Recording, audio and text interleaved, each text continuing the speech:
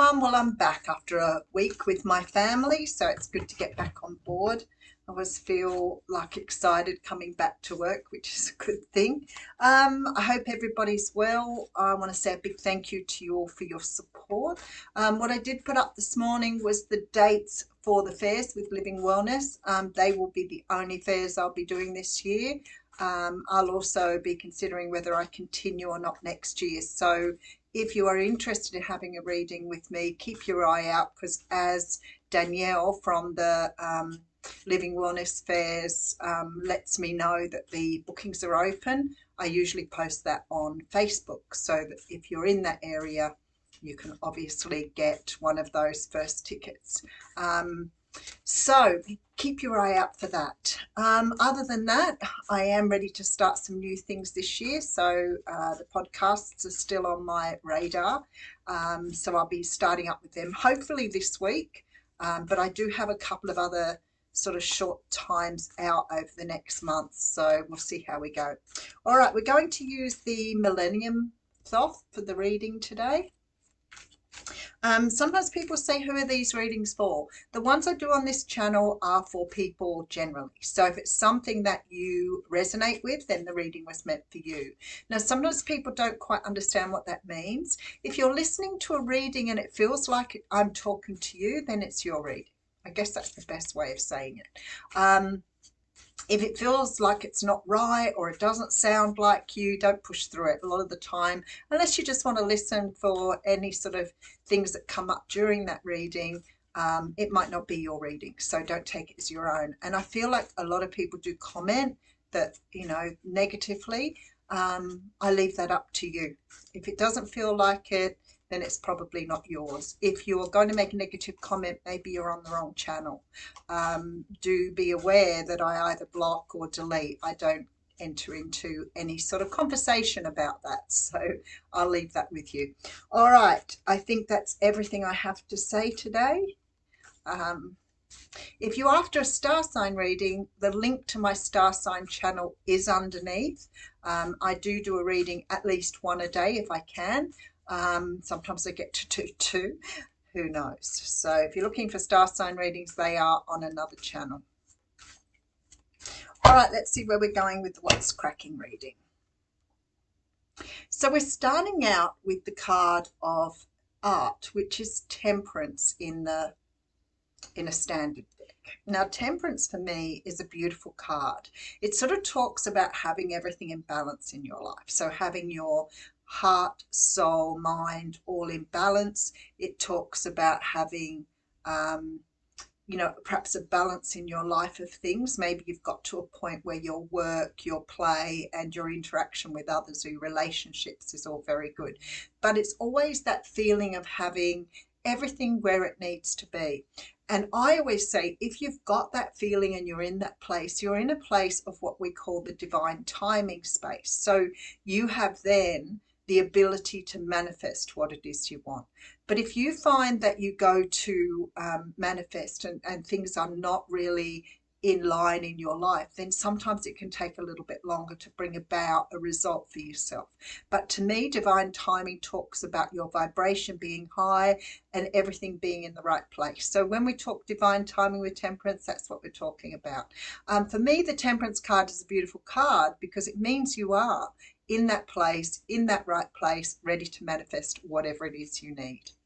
You can feel it. You can feel it when you're in that place. And I know there are times in life when you think, I've got a great job. I'm really happy with everything around me. But then I'm sad because I don't have a relationship. So it's sort of, I guess, being comfortable with who you are in the right place for yourself. I still find it's very difficult for people to attain that point where they are happy with who they are. I don't think that when you're in that space that you don't want a relationship. It's that you're comfortable being without it. If it's about a job, it may be something very similar. You may be looking for the right job and maybe a job that doesn't really satisfy you. It doesn't mean that you can do without a job or that you're just going to suffer through a job. What it means is you're in the right place at that time to manifest something new. So we have the Nine of Swords coming through. So the Nine of Swords is very much a card of anxiety and, sometimes sleepless nights, but certainly a worry card. For me, it's not a very comfortable energy. I find it very prickly when I pick up the card sometimes, and that's how it's feeling. I want to say to you, if you're in this anxious sort of place, to me, this makes me feel like you're about to sort of move into a new time where you start to feel more comfortable with who you are. So maybe you have been working at the person you want to be, or as I always say, standing in your truth, then you look like you're about to step into this time here, which is absolutely beautiful. Yeah, the Hanged Man, rightio. So that makes a whole lot of sense to me. And we do have the Eight of Cups here as well. So let me just put them all together, the Hierophant. Okay. So for whoever I'm speaking to, I feel like you've struggled for some time. You may have had to see your life, yourself, who you are in the world from a completely new perspective. Sometimes we sort of think we're one particular person or we're one particular energy, and we start to awaken and we start to realize through that awakening who we really are. And sometimes that's a really big challenge. And I know other people experience this. I talk to people all the time. Just excuse me.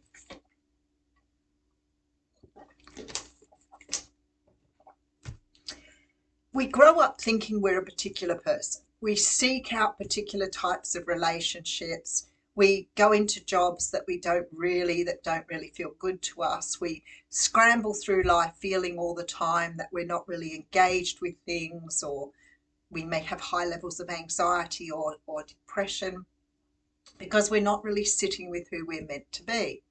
So when you start to realize that, everything starts to change. So you may wake up one day and say, you know what, I've never been a risk taker, but today I'm going to go and book a plane somewhere. I've never been on holidays of my own, so you might go and book a holiday. So you start to really explore who you actually are. And maybe for that time, I know Eckhart Tolle was particularly valuable for me here, because I think that we, in the beginning of our lives, tend to live outside of ourselves a little bit, sort of seeing other people responsible for our happiness, feeling the need to be validated all the time by others, but never really understanding that we contain all of those things. We're amazing people. And we contain all of those things within us, but it takes us a while to understand where they are and how we can access them. And then I say it's always like I'm peeling an onion, because you pull back a layer of something you thought you were to find who you were. And then when you're comfortable with that, all of a sudden there's another layer there for you to sort of draw back on.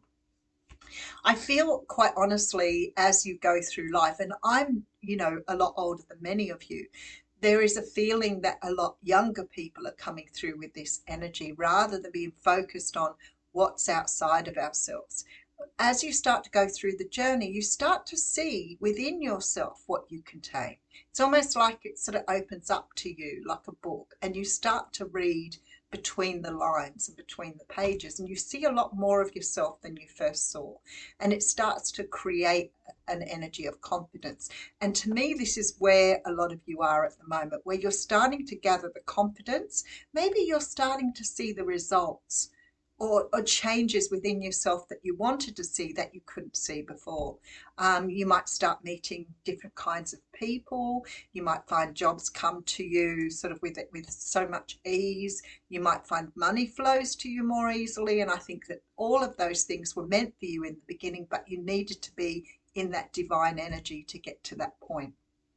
So I feel like this is what I'm speaking to here. So we have the Four of Wands coming through.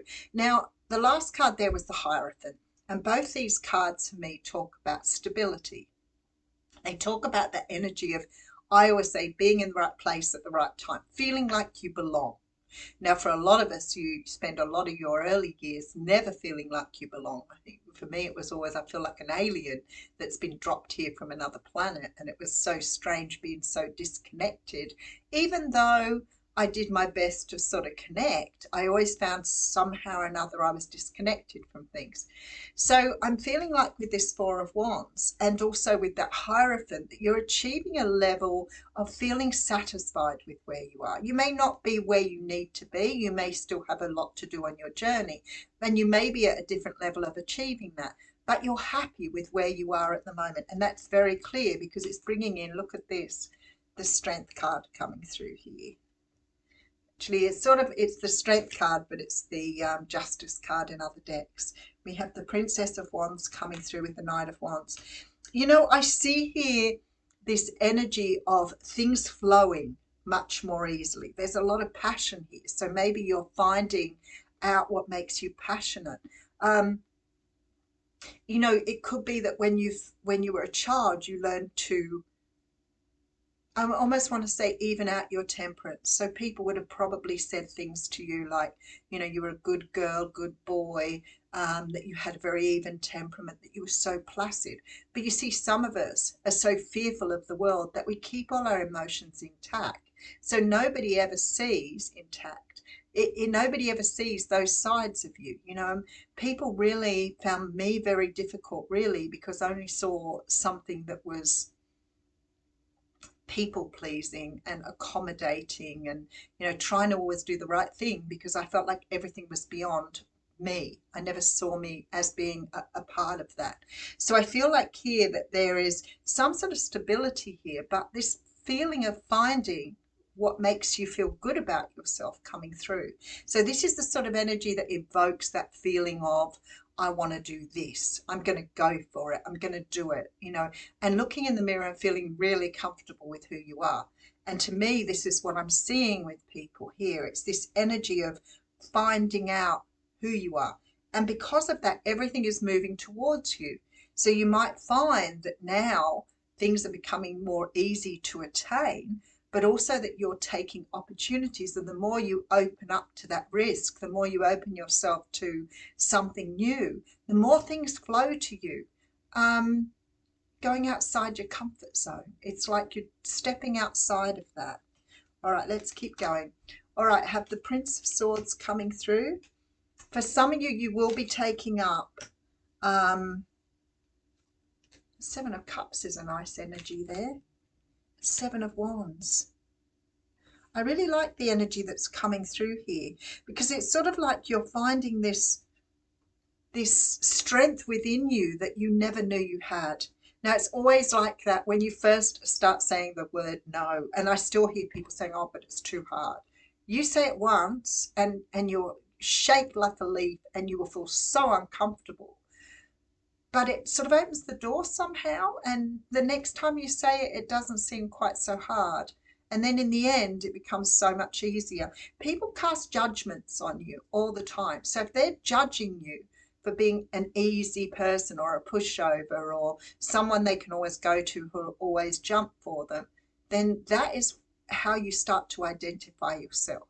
So the moment you say no, you identify something different within you that you didn't know was there before.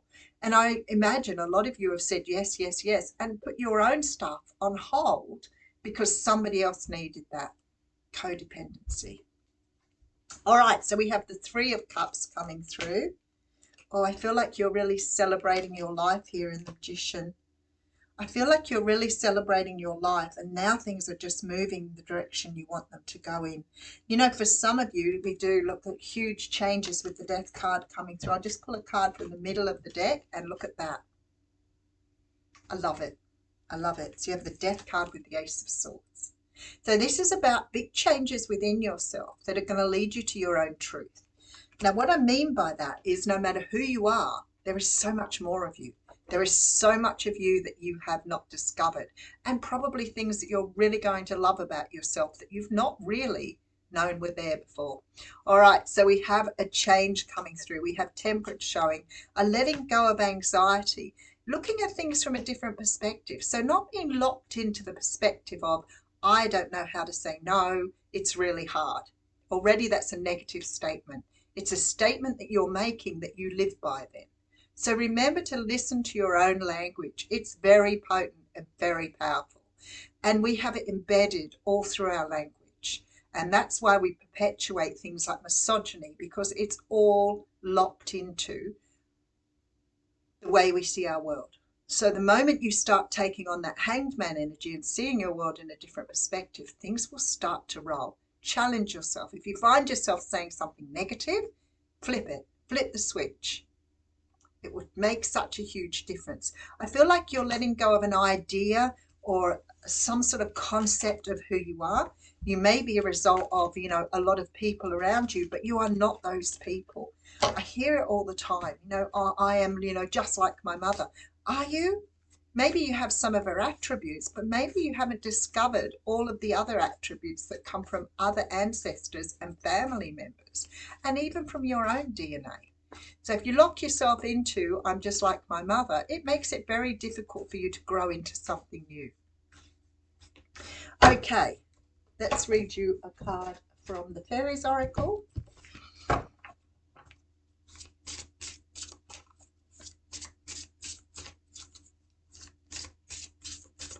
Oh, straight out.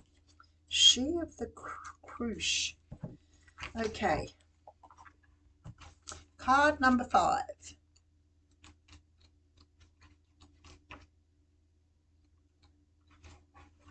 She of the Cruac. Cruac? The receptive principle, nurturing and fertility. Okay. She of the Cruac may indicate a form of pregnancy, a necessary time of nurturing and development. We need to be open to her overflowing grace. She may also indicate a need to allow her nurturing grace to flow through us to others in the form of unconditional love and giving and spiritual healing.